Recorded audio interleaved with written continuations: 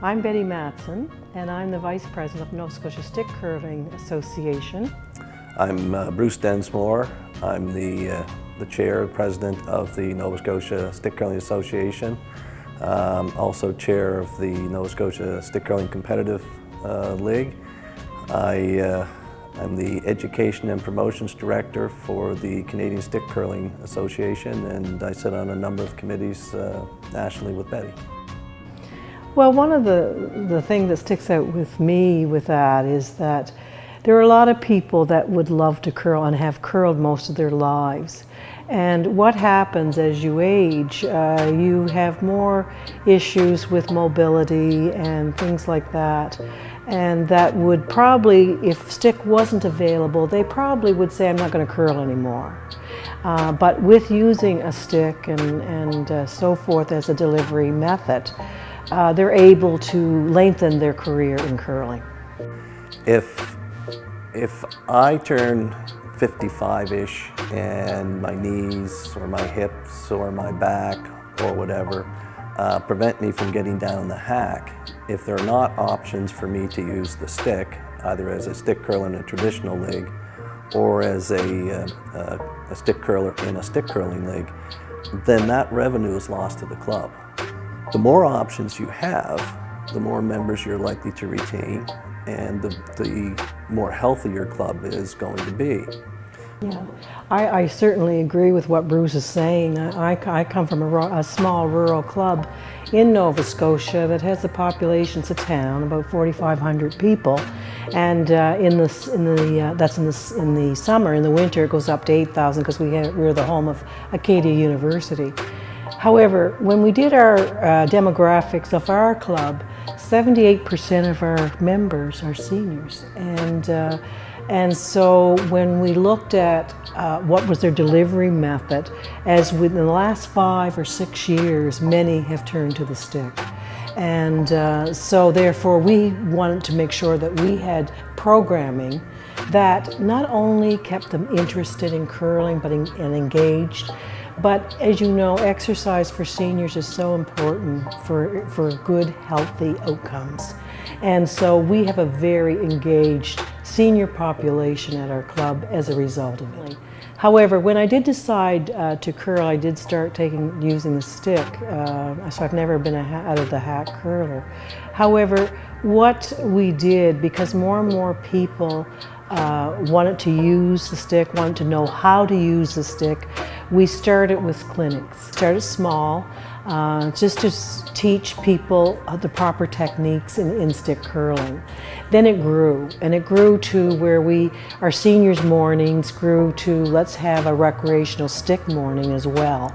And so it grew to that, and then this year, or the past 2 years, we decided to do a competitive league where we offer it Tuesday and Wednesday afternoons, and there is great uptake for the program.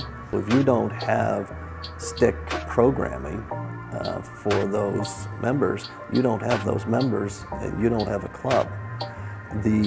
So there's that viability issue off the top, but then there's also, as the population ages, they're looking for different things out of the game, and the stick curling game is shorter. It's an hour as opposed to 2.5 hours. It's 6 ends, 6 rocks.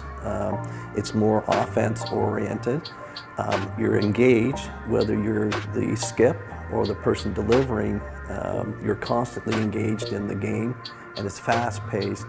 So we're finding that the seniors especially are gravitating towards this new version of the sport because it meets their needs of something that's exciting, it's fast, but is appropriate for their age and their ability. Now, the other side of that is where we're seeing a lot of growth is in the competitive side, and we're getting younger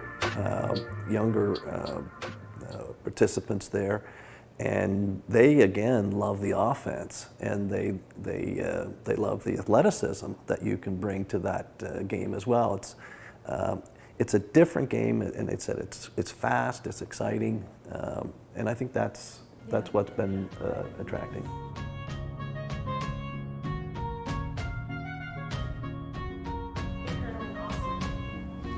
Oh, wow. It is awesome. I have to say, it is awesome. And the reason I say it's awesome, when I retired from a very busy job, I didn't have time for sports, even though I did sports all my life in school. But that's a few years back now. But I wanted to learn how to curl. I knew I couldn't curl out of the hack, but I knew that I would like to learn the game. I watched it on TV when I could, the Scotties, the Briar. So I really wanted to try it. And it takes about 1 to 3 years to really, you know, get good at it.